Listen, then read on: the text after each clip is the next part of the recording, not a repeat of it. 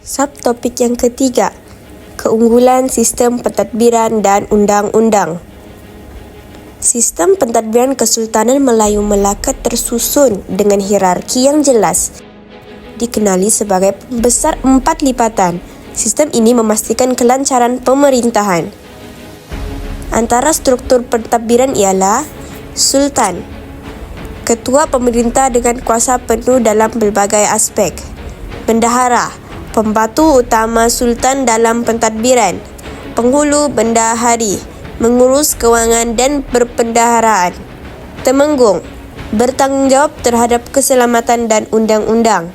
Dan akhir sekali, Laksamana, mengawal angkatan laut dan pertahanan.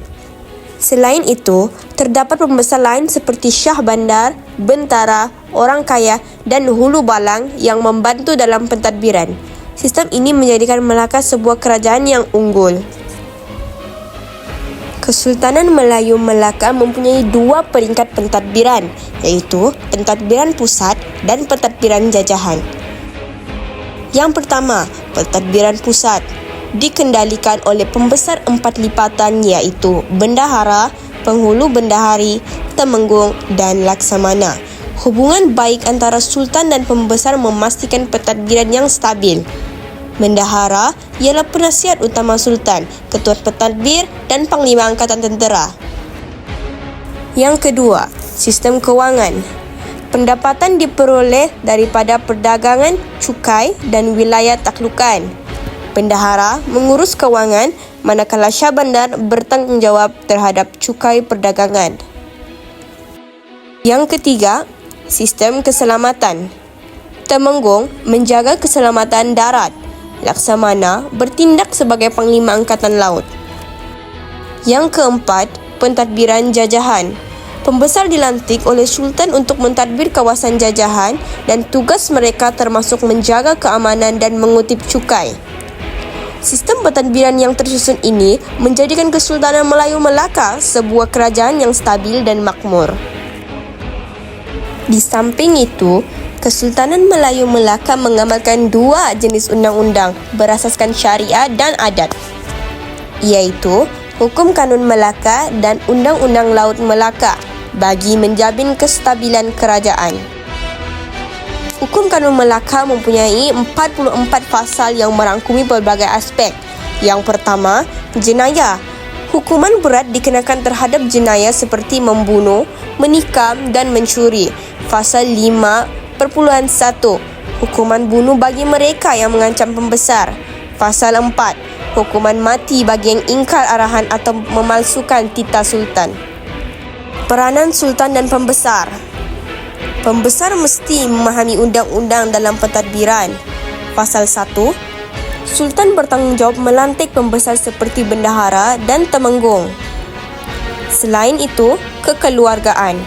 Undang-undang keluarga memastikan keharmonian dalam perkahwinan. Pasal 26, perkahwinan memerlukan 4 orang saksi, tetapi boleh diterima 2 saksi jika tiada pilihan lain. Yang seterusnya, ekonomi. Perdagangan penting bagi Kesultanan Melaka dengan peraturan ketat bagi mengelakkan pelanggaran hukum Islam. Pasal 30, riba diharamkan dalam urusan perniagaan dan perniaga harus berakhlak baik, siuman serta jelas dalam jual beli. Hukum Kanun Melaka juga mengawal penggunaan kata tertentu seperti titah, murka, kunia dan anugerah yang hanya boleh digunakan oleh raja. Yang seterusnya, Undang-Undang Laut Melaka. Undang-Undang Laut Melaka diperkenalkan oleh Sultan Mahmud Shah dengan peranan utama beberapa nakoda Melaka. Ia mengandungi peraturan berkaitan nakoda, pelayaran, jenayah di atas kapal dan percukaian. Yang pertama, peranan nakoda. Nakoda berkuasa penuh seperti raja dalam pelayaran. Pasal 13.1, nakoda diberi keutamaan berniaga selama 4 hari. Pasal 13.3, jika ingin singgah di lokasi tertentu, nakoda perlu bermusyarat dengan anak kapal. Seterusnya, pelayaran. Peranan pegawai lain seperti jurumudi, malim dan jurubatu diperjelaskan.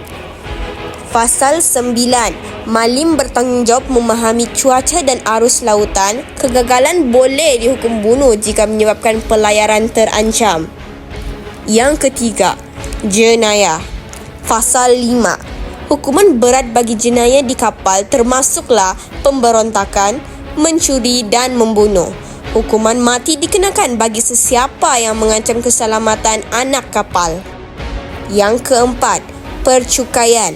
Pasal 6.3, Nakhoda menentukan jumlah cukai seperti 1/10 daripada pendapatan penumpang jika perjanjian tempoh pelayaran dilanggar. Undang-undang laut yang sistematik ini memastikan keselamatan dan kemakmuran Kesultanan Melayu Melaka sebagai pusat perdagangan utama. Subtopik 1.4, Peranan pemerintah dan rakyat dalam Kesultanan Melayu Melaka. Kesultanan Melayu Melaka menekankan hubungan erat antara pemerintah dan rakyat berdasarkan konsep wadat, iaitu maksudnya perjanjian. Golongan pemerintah terdiri daripada sultan, pembesar, kerabat raja dan ulama, manakala rakyat terdiri daripada pelbagai lapisan masyarakat seperti peniaga, petani dan hamba. Peranan pemerintah. Sultan bertanggungjawab menjaga keselamatan rakyat, memastikan perpaduan, kestabilan kerajaan dan melaksanakan undang-undang. Pembesar menjaga keamanan kawasan jajahan, menjadi perantara antara sultan dan rakyat, serta mengutip hasil melalui sistem serah dan kerja paksa, iaitu kerah. Peranan rakyat. Taat kepada pemerintah dan tidak derhaka kerana takut dikenakan tulah, yang bermaksud balasan buruk. Selain itu, menyumbang tenaga kerja dalam sistem kerah seperti membina istana dan jalan. Akhir sekali, terlibat dalam aktiviti pertahanan seperti menjadi tentera dan pendayung kapal perang. Hubungan baik antara pemerintah dan rakyat penting untuk mengekalkan kestabilan dan kesejahteraan negara.